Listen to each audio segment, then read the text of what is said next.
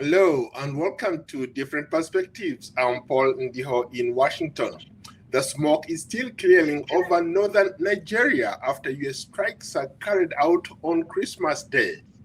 President Donald Trump is claiming perfect strikes, saying they were meant to avenge the killing of Christians. But Nigerian government is striking a careful tone, describing the operation as a standard counterterrorism operation. Without the United States, with the United States. So there is the question. Is this the start of a sustained US campaign in West Africa, or is it a domestic political message delivered overseas with a cruise missile? Well, joining me is my great friend, Dr. Edgar Gitua, a security and diplomatic expert at Strathmore University in Nairobi, Kenya. He will help to unpack the fallout of what many are calling the Christmas bombs. Mr. Gitua, welcome to Different Perspectives. Thank you, Paul, for having me. Always a pleasure. Thank you. It's always good to see you, and happy holidays to you. How was your Christmas? Christmas was good, quiet, laid back, but we are happy and looking forward to the new year, and hopefully hoping for a great year ahead. Thank you. So let's start off with at least maybe getting some deep analysis of what's going on. Reports suggest that the strike hit this new group we've never heard of, but it's part of ISIS. How is this group different from the groups that we've known that have harassed people, killed a lot of people, like Boko Haram or ISWAP? And why does this matter? Thank you, Paul, for having me. Number one, we begin by saying that the Sahel region, West Africa, and the Sahel belt have had or have suffered a proliferation of, these terrorist groups, dissident groups, and largely because of the security vacuum that has arisen because of the weak governance and the weak governments in Burkina Faso, Mali, Niger, Chad, that entire Sahel region, going all the way to Nigeria. So you'll realize that this new group, Lurakawa or something, I might mispronounce the name, affiliated to ISIS, it is just an offshoot of ISIS. There are many branches of ISIS, the Islamic State. The idea that, actually for me, the idea ISIS actually has been thriving on the idea on an ideology of recreating the caliphate, this grand Islamic caliphate. And hence, anywhere there are huge population of Muslim faithful, and where there's a security kind of vacuum, they try and plant themselves there. Of course, in great rivalry with Al-Qaeda, who are the precursors in that region. So this new group was probably just an offshoot is an offshoot of ISIS operating within that greater Sahel region and finding the weak security architecture on the borders of Nigeria, Niger, Burkina Faso, Mali, to operate the ideology of recreating the caliphate, and of course gaining physical territory with the hope of one day raising a flag under one big banner, that caliphate, which for me I call an ideology now because it has stopped being religion. It is bigger than religion. It is more of it's an ideology that they're trying to come up with to take over large territories, bring large territories under their control. But how about when it comes to, for example, the messaging? Washington has characterized it as they're trying to protect Christians. Yes, there's been that those killings targeting Christians in a religiously divided country. Does that rhetoric risk worsening this sectarian tension? Yeah, thank you, and I like the way you have put it. The idea, the messaging is very direct. The messaging We call this, and probably in media you might probably have come across this, something called agenda setting. Whenever governments out there, local governments, any government anywhere, constituted anywhere, whenever it wants to embark and execute a particular agenda, they first have to frame. So they have to frame issues in a particular way. They have to be framed in a particular way, and what we call agenda setting. It's part of statecraft. It's part of tradecraft, and especially statecraft. So in this sense, granted it is true, a lot of Christians were dying in this region. There have been Boko Haram began this some years ago, and somehow the government of Nigeria appeared to have tried to deal with that issue. But then now, increasingly, these attacks have become more imminent and more prominent. And I think that is where this is what now caught the attention of Washington. The fact that largely granted, the terrorists are affecting both the Christians and the Muslims within that Sokoto region, within that northern part of Nigeria. But largely, it appears like it is the Christians who are bearing the brunt of those atrocities. Hence, like all politicians, like all great nations, the US decides to use whatever lens it decides to use to interpret. Because rightly speaking, they were right in saying that more Christians are dying than Muslims. And it may not be a religious war because remember, these terrorists are targeting both the Christians and the moderate Muslims who do not believe in their agenda. So the framing of the issues, the agenda setting, and making it sound like it is a Christian genocide going on, for me and from what I've read, is just part of the optics in justifying why this was done. All right, because someone would really want to understand why is the U.S., the greatest nation, the biggest superpower in the world right now, very interested, and their biggest interest can only be brought into play by now bringing this religious divide and the appearance that Christians are suffering more than the Muslims were in the northern part of Nigeria, which, rightly speaking, had been happening for some time. But now Trump and the Republican government administration in power right now, knowing that they are very heavily pro-Christian, remember they are very religious and they are very pro-Christian, felt it was their time to take matters into their own hands to try and do something about it. Hence the airstrikes, hence the strikes that came in during Christmas. But largely, if you ask me, Christians and Muslims are suffering almost at equal measure at the hands of these ISIS terrorists. Great point. Just yesterday, a couple, somebody put a bomb in a mosque and it killed a lot of people. As far as I can remember, the killings have been happening on both sides. It's not like a one-off shooter thing. I can remember going back even to the 1990s, the 2000s.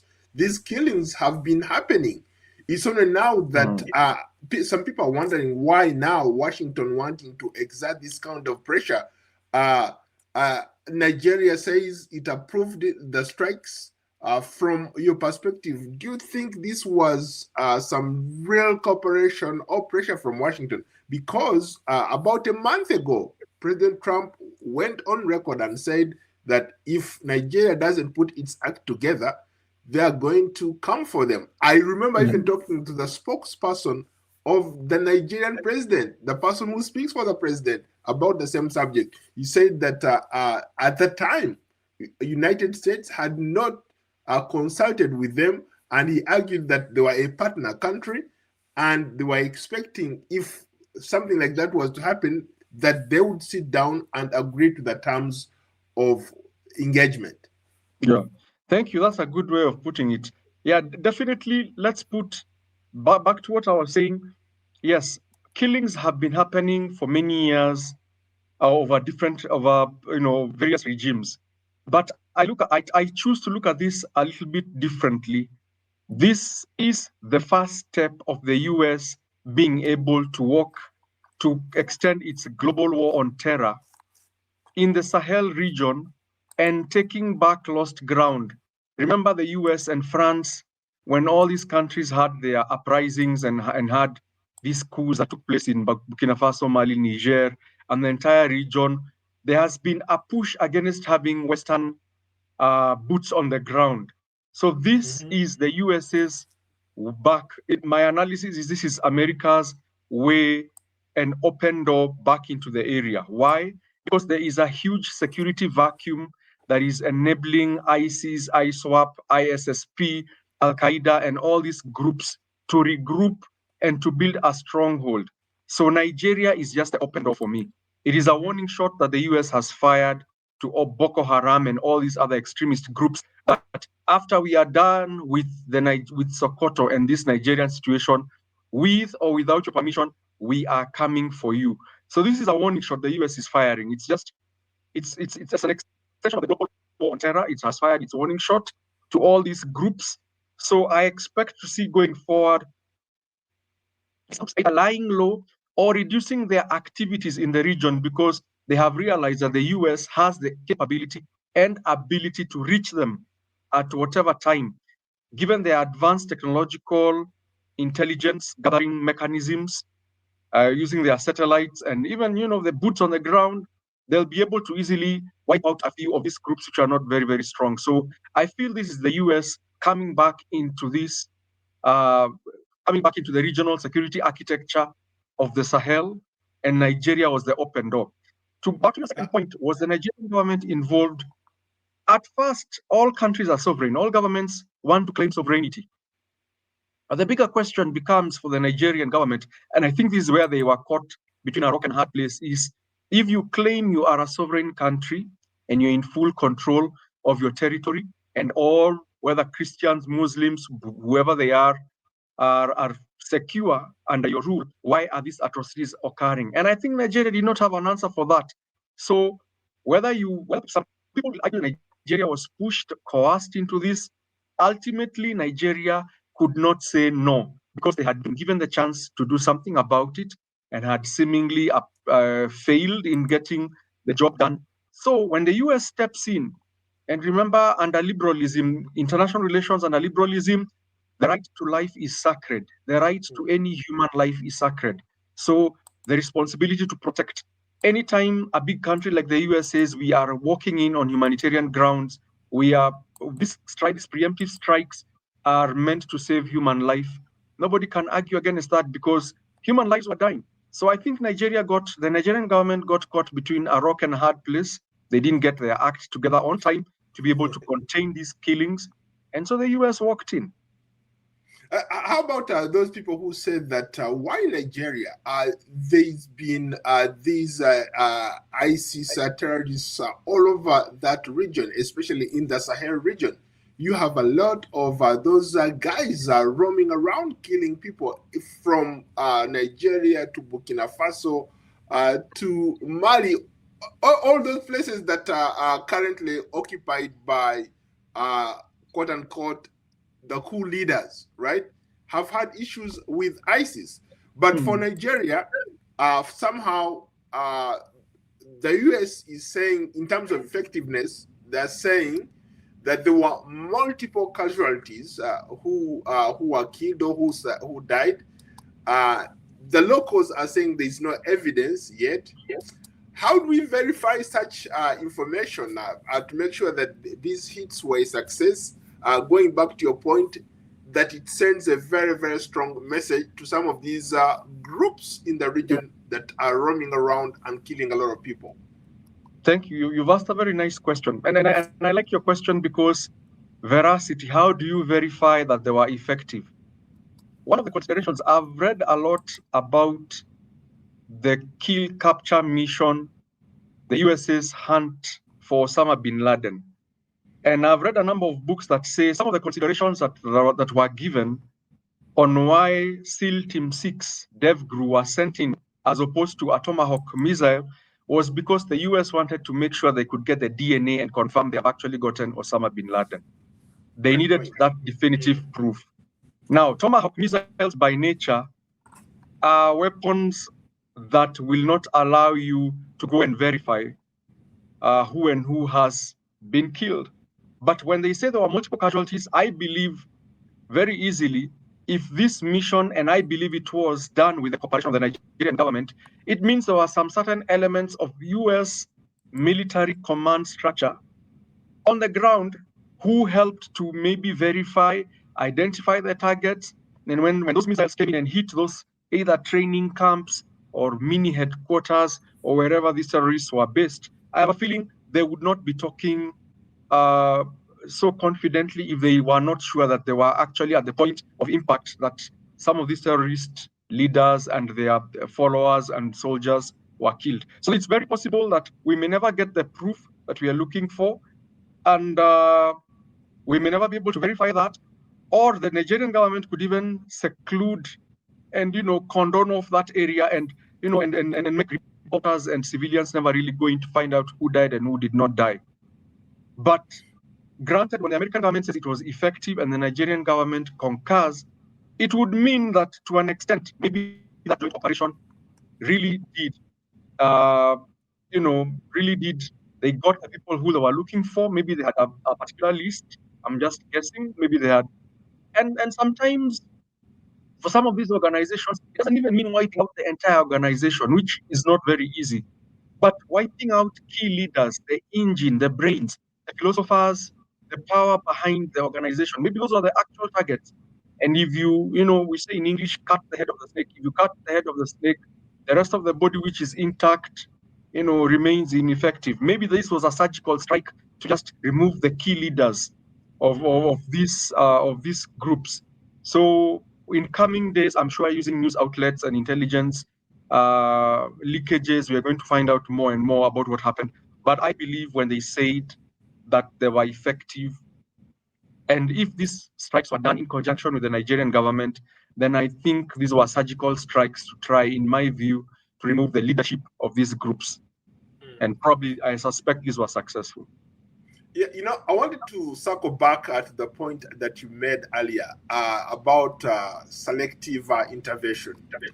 I was just thinking about how many mosques have been bombed. When you look at the map of northern Nigeria, or if you have had like the privilege of going to northern Nigeria, that place is predominantly a Muslim. You could argue that it's almost like a different country, northern Nigeria, because there are more Muslims there than there are Christians, right? Yeah, now, correct. And over the years, this, I guess I should call them systematic killings, have been happening. But why? I think maybe I want you to go back to that point, especially why focus on this Christian narrative? Is it because maybe these Christians are connected to some of the evangelicals here, the one pushing the narrative? Or it's something else? Could it be that the United States has been on the campaign for looking for critical minerals and maybe oil? Could it be that the United States is intervening because they want some of these things rather than also, and they're using the Christian-focused narrative as a way to get in? Thank you. That's a very nice question, and I like your speculation. I like the way you're putting it, and trust me, you will get people who will agree with you 100%. I choose to also add to that bandwagon of conspiracy theories something that was written by a philosopher called Samuel P. Huntington. He wrote a book called The Clash of Civilizations. And what some of the things he was arguing, some of the things that were being argued is that in later times, which let's call this the period we're living in, these later times, wars are going to be fought on cultural identity issues. And some of the things he talked about would be the clash between the Christianity and Islam as religions. All right. So in my view, so going back to your narrative, it is not that nobody has realized that it's not that the world is waking up or the US is waking up and discovering that northern Nigeria is predominantly Muslim. I think my feeling is that previous regimes probably gave Nigeria the benefit of the doubt, gave the successive Nigerian governments the leeway to contain what they felt was an internal issue. Because Boko Haram was mainly within Nigeria, and the Nigerian government was said to be on top of things. Of course, Boko Haram, came into fame when they kidnapped the 200 girls some years back. So that is when they sprang to notoriety at that time. But I think successful successive American regimes have probably given Nigeria the leeway to deal with that issue on their own terms, in their own way, and Nigeria appear to be containing it. It's just that now, with the advent of ISIS and Al-Qaeda spreading so much within the Sahel, the Coup Belt and the Sahel region, going all the way up to Chad, I think the US realized that Africa is going to be the next contested area where these groups are going to get grounding and spring from and cause a lot of issues. And I'm just thinking, going back to your issue about minerals, let's think about it this way. Nigeria is one of the largest producers of oil in Africa, if not the largest. All right. Within OPEC and within the global oil architecture, Nigeria is one of those big producers of oil. If the regime is under threat from pressure coming from ISIS, Al-Qaeda, eventually Boko Haram, they could all morph. The enemy of your enemy is my friend. They could decide to just, create a big group that really creates a clear and present danger for Nigeria. Why? Because they want to control oil. And if you allow Nigeria to fall to all these extremist groups, you can imagine, and they have oil literally to oil their machinery and their recruitment. So strategic thinking, long-term strategic thinking, you try and nip it at the bud. You try and do what you need to do to stop them from growing and creating and building a presence. That is number one. Number two, this is the conspiracy theorist within me now. Do not be surprised, Paul, that there are also elements within Nigeria who would be happy to see the country fall to these extremist groups for their own selfish reasons. Exactly, for their own selfish reasons. So the US sending in Tomahawk missiles and putting a stop to this is also telling those hidden conspiratory people who could be hiding within a Nigerian government or within a Nigerian population that we will not allow Nigeria to fall and go down this road. We will not allow Nigeria to become the next Libya. We will not allow Nigeria to be taken over by groups that are going to destabilize global peace. So there are all these ways of thinking about it, Paul. And like I said, this is the US's open door, back into the Sahel. Who knows? Mali, Burkina Faso, and Niger could now reach out to the US and tell them, how do you help Nigeria deal with the problem?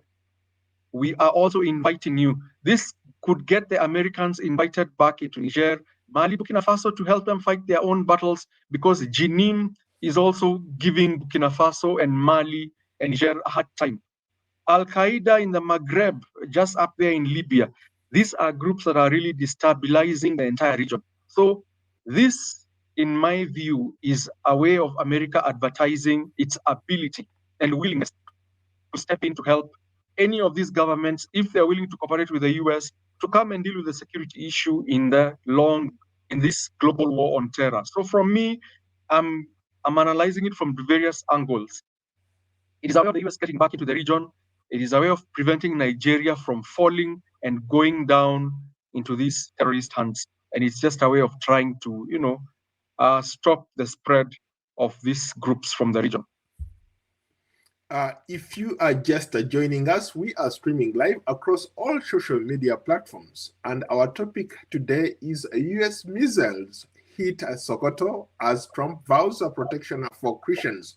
We want to hear from you. Share your thoughts and comments in the comment section below and tell us what you think about the US strikes in Nigeria. My guest is Dr. Edgar Gitua, a security and diplomatic expert at Strathmore University, based in Nairobi, Kenya. And in case you don't know anything about Dr. Gitua, he's one of the best, perhaps the best security analyst that is on the continent. So check him out, check his work. He's a great analyst. Going back to the point that we also talked about, the military escalation, Edgar, I like this term, Tomahawk missiles, right?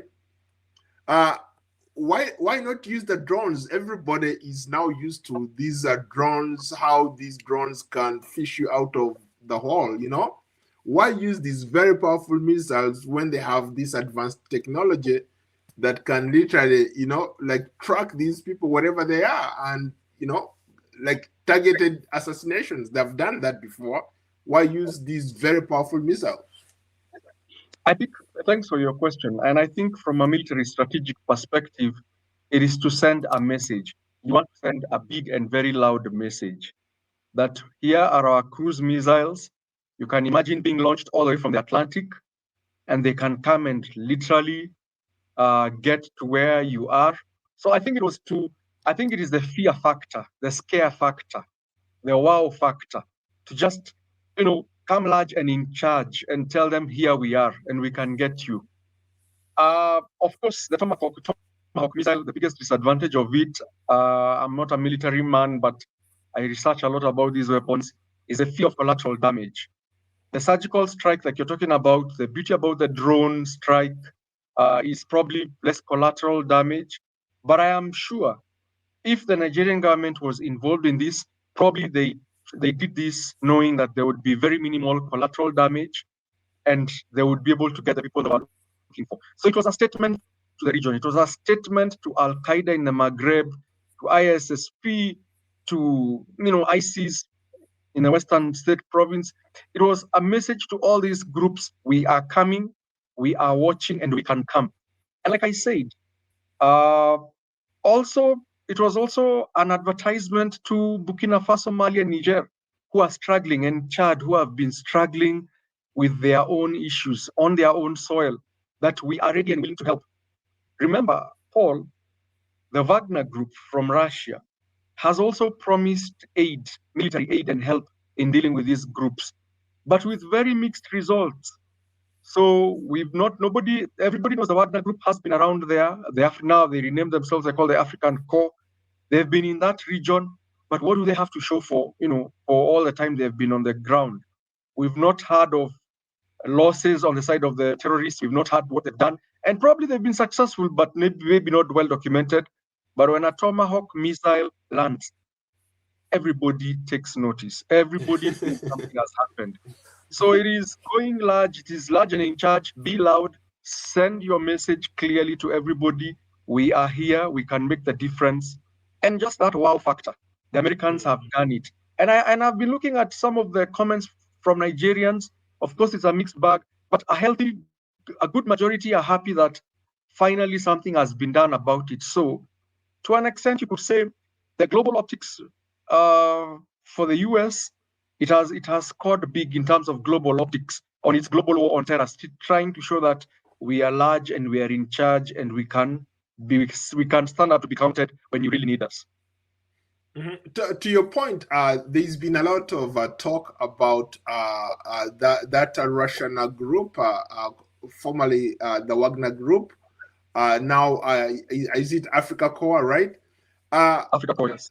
Yes, they are on the ground. They are in the region. All these countries that have been undergoing sort of a political change have run out to Russia to seek help. But like you said, we have not seen much on the ground. A couple years ago, maybe about 3 years ago, United States had one of the biggest bases in Niger. But with the regime change in Niger, they were forced out. So is France. These people in the Sahel, in the Maghreb, in that entire corridor are struggling with these terrorists who have caused havoc. They're constantly killing people.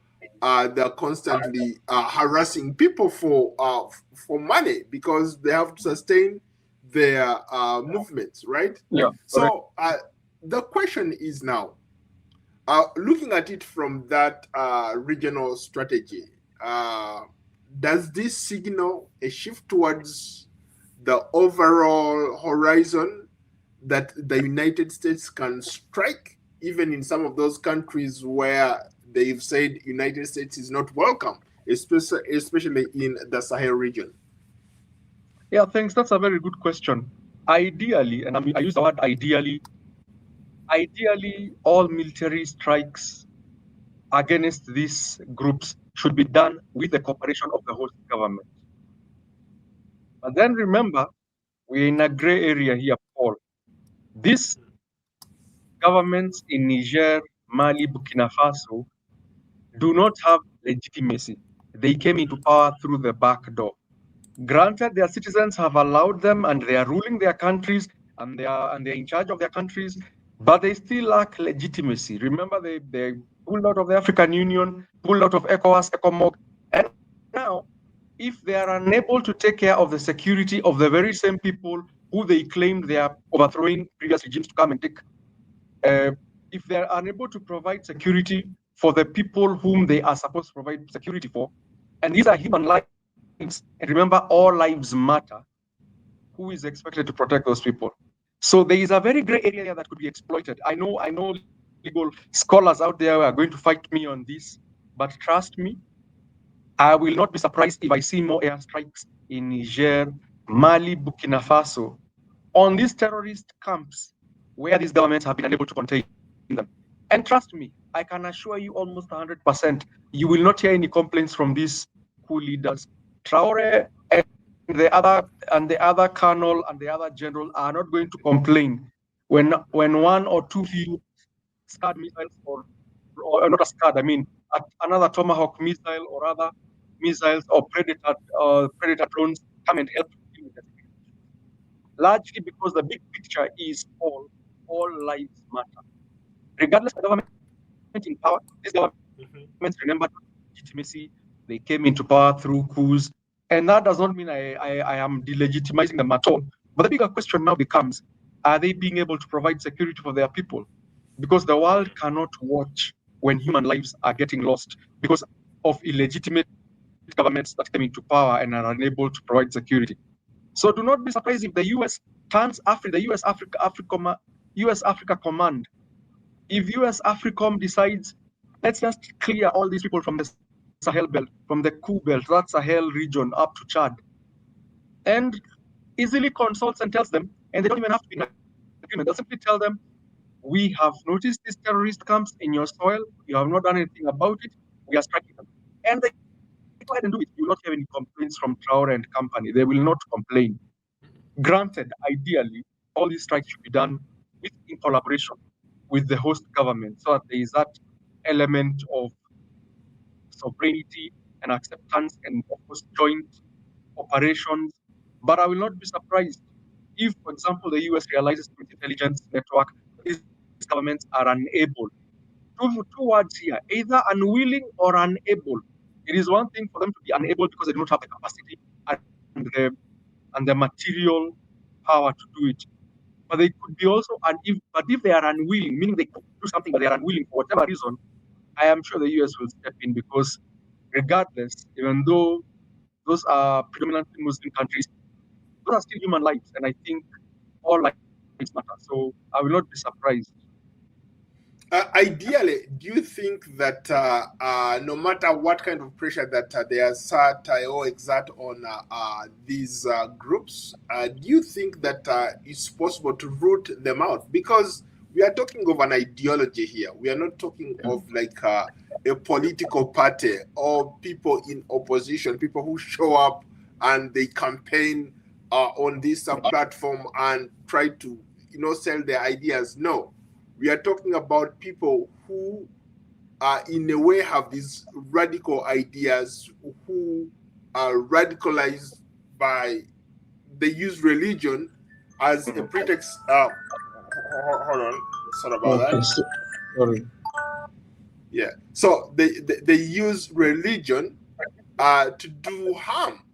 And so when you go in northern Nigeria, I've been fortunate enough to go in my degree in Kaduna, in some of those Bauchi states, some of those places, there are a lot more Muslims who don't even want, like women, for example, to go to school.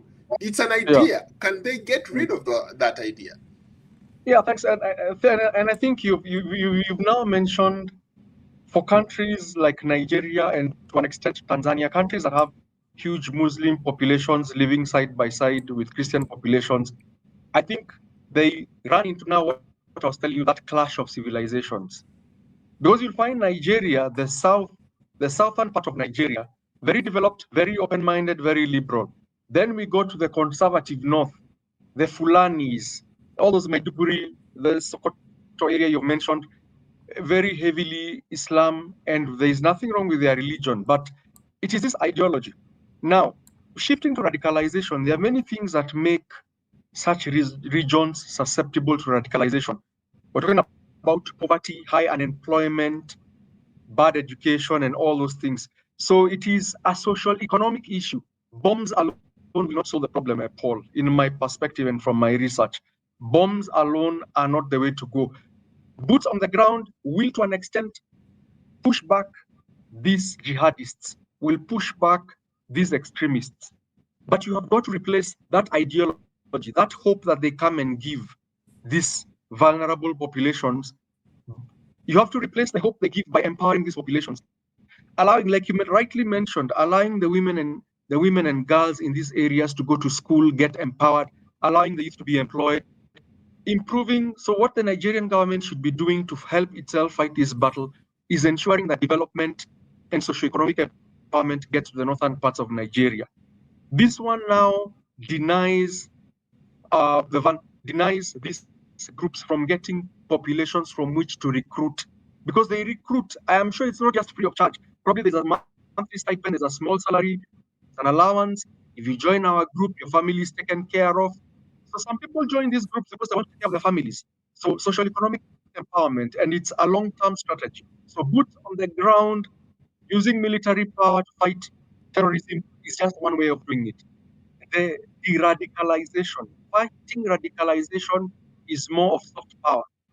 It's more of now empowering the communities, education, raising awareness, and making them be able, empowering the populations to be able to say no on their on their own behalf, telling these people when they come around recruiting, we will do not buy your ideology. This is not what Islam teaches. Because if you talk to the average Muslim, they'll tell you these people practice another brand of Islam. It's not what the other normal liberal Muslims practice. So this is just someone who is weaponizing religion. These are groups that are weaponizing religion for their own selfish gain because of the minerals they want to control. If you look at the entire region where this Boko Haram, Jinim, Al Qaeda in Maghreb, all these groups have come up. These are regions that are rich in minerals, which tells you it is not just about ideology, it's not just about religion. There's also the desire to control this mineral wealth. And so just empower your populations to be able to say no. And then you're going to deny and starve these groups of members from whom you can recruit and all that. That's just my view about it, Paul. I know you have to run very briefly. Do you, going forward, the US says more is coming, according to the Secretary of War or former or the Defense Secretary here says more is coming. Do you think the United States can sustain this kind of campaign, and Nigeria will seize that ground and maybe chase those guys out of out of that Yeah, region? I think it is possible because in Nigeria, for me, it's very easy. And I don't know whether these are the calculations the Americans have done. Number one, first suppress the group by sheer volume of power and firepower. Disorgan, break up their camps, destroy their equipment, scare them back into the holes which they crawled out from. And then now, the second phase, empower the Nigerian military. So have probably a US Nigerian joint mission where Americans train Nigerians on counterterrorism, better counterterrorism, give them some military aid package to be able so that the Nigerians now pick up the fight themselves. The Nigerian military goes and really now that they have the momentum on their side, now that they have the advantage on their side, to be able to push back these jihadists. So it is possible. I think in the short term, boots on the ground, maybe not. I'm not seeing the Americans agreeing to come on the ground, but they could send a few instructors, some people to train the Nigerian military on how best to conduct counterterrorism operations, and then give them military aid, buy them military equipment, and support them through AFRICOM. and probably Nigeria will be able to clean up its borders. For Mali, Niger, Burkina Faso now thinking outside the borders. The US will have to think about how to cooperate with this entire region. And so unless it gets the cooperation it needs from this Mali, Burkina Faso, Niger, they may be reduced to what they do probably in Somalia. Every once in a while, drone attacks using the Predator drone come and attack a few camps there, disorganized, but probably never have the full success it would get if it, for example, got the support of the governments in Mali, Burkina Faso, and Niger. Well, Edgar, it's been an absolute pleasure to talk to you today. Thank you so much. Thank you for having me. Always a pleasure, Paul. Thank you so much. Dr. Edgar Gitua is a security and diplomatic expert at Strathmore University in Nairobi, Kenya, and he's one of the best security analysts in the region. And of course, don't forget to like, follow, and subscribe to me, Paul Ndiho, on Substack, X, Instagram, Facebook, Threads, LinkedIn, YouTube, and Spotify. We'll see you on another edition or episode of Different Perspectives. For now, so long from Washington. Edgar, stick around for a minute. Thank you so much. Thank